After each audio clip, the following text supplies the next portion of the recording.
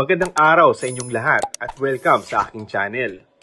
Tila nakarating na sa kapamilya actress na si Julia Montes ang mga naging pahayag kamakailan ng kolumnista na si Christopher Min.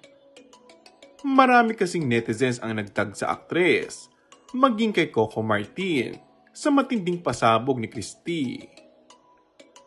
Gaya ng inaasahan, ay deadma ito.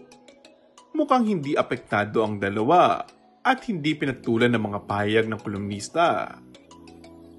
Isiniwalat kasi nito na totoong may anak na raw sina Coco Martin at Julia Montes.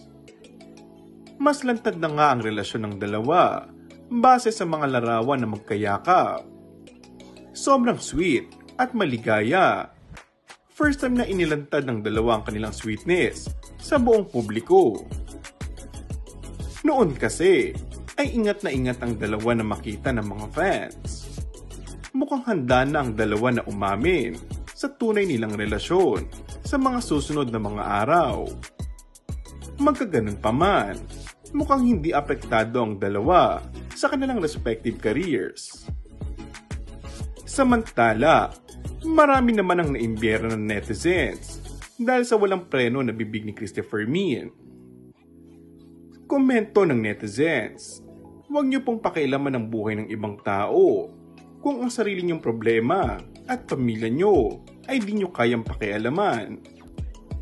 Take note po, di po porket gusto nilang manahimik na lang sa issue, ay sasabihin yung di siya proud sa mga anak niya. Dahil mas gusto nila ang tahimik at payapa na pamumuhay. Kaya wag po kayong masyadong mapangmusga kung di niyo naman po kayang gawin na magkaroon ng tahimik at payapang pamumuhay.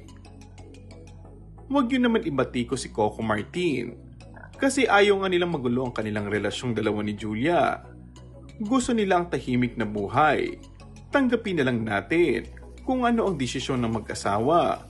Wag nang pakialaman ang kanilang buhay. And that's all for our today's video. Kung bago ka lang sa aking channel ay mag-subscribe at pindutin na rin ang notification bell. Maraming salamat!